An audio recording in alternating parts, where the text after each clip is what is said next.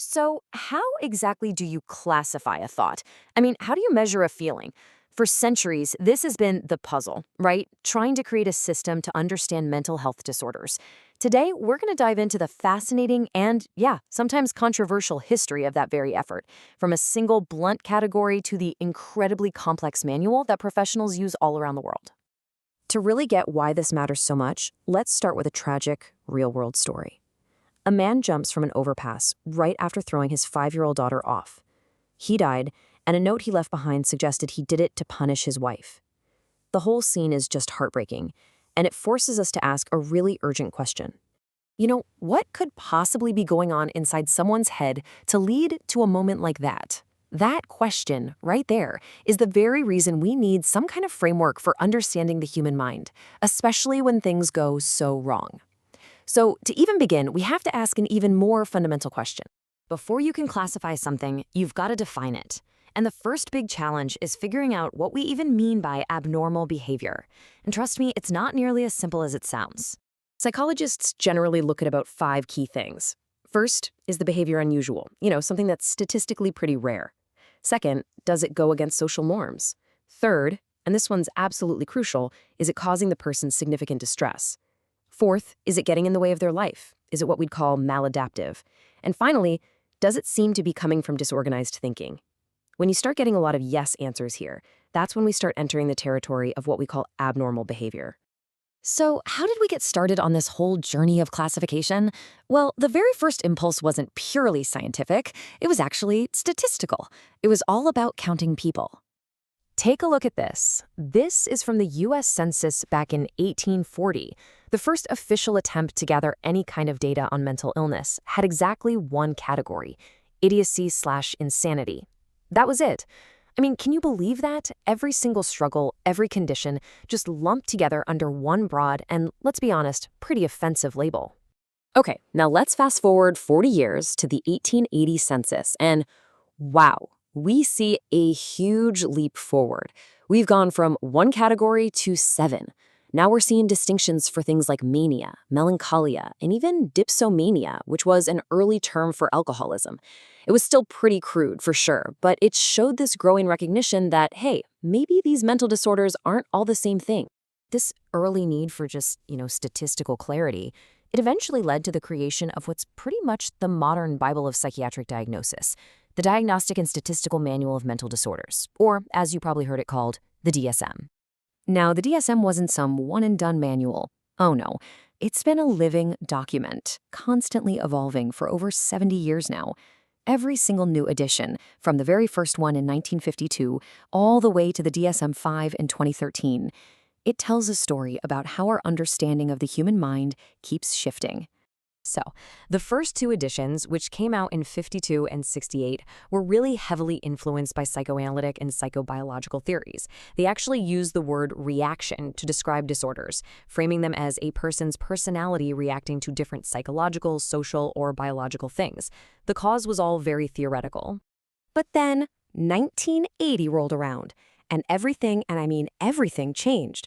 A revolution in psychiatric diagnosis was about to happen, one that would totally shape how we see mental health even today. This is it. This is where everything pivoted. DSM-III was a radical departure from what came before.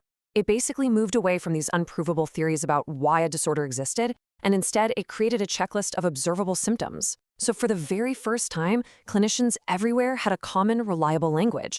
And this wasn't just some academic shift, it literally revolutionized everything, from insurance claims to scientific research.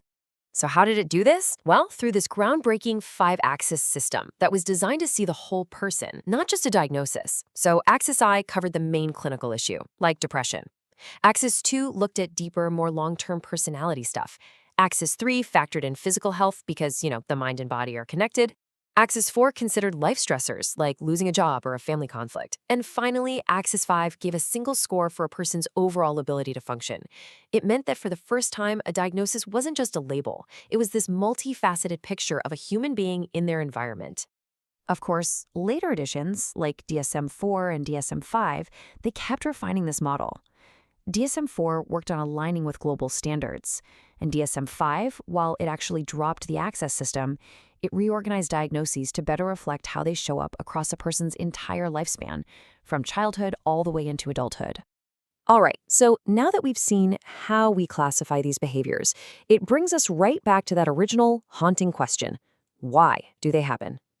Psychologists look at this through a bunch of different lenses or models. On one side, you've got the medical biological model. This one looks for a physical cause, genetics, brain chemistry, and illness. It's really the nature argument. And on the other side, you have the behavioral model, which argues that our actions, both good and bad, are learned from our environment through rewards and punishments. That's your nurture argument. Then we've got models that focus on our inner world. The psychodynamic model, which is rooted in Freud's work, suggests that our problems come from these unconscious conflicts, often from childhood, that we're not even aware of. But then the cognitive model comes along and says, no, it's our conscious thoughts, our interpretations and beliefs about the world that are driving our behaviors. And finally, some models zoom way out and look at our broader context. The sociocultural model says, hey, you have to understand a person's culture and their social environment to really get their behavior.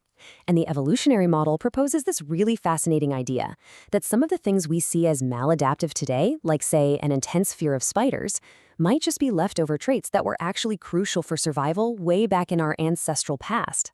So here's the dilemma. We have all these different perspectives: biological, learned, unconscious, cognitive, social, evolutionary, and each one offers a pretty compelling explanation. But that also brings up a really tough question. So, which one is it? Is it our brains, our upbringing, our thoughts, our society? Which of these models actually gives us the best explanation for something as incredibly complex as human behavior? Well, the answer, it turns out, might be that there is no single best answer.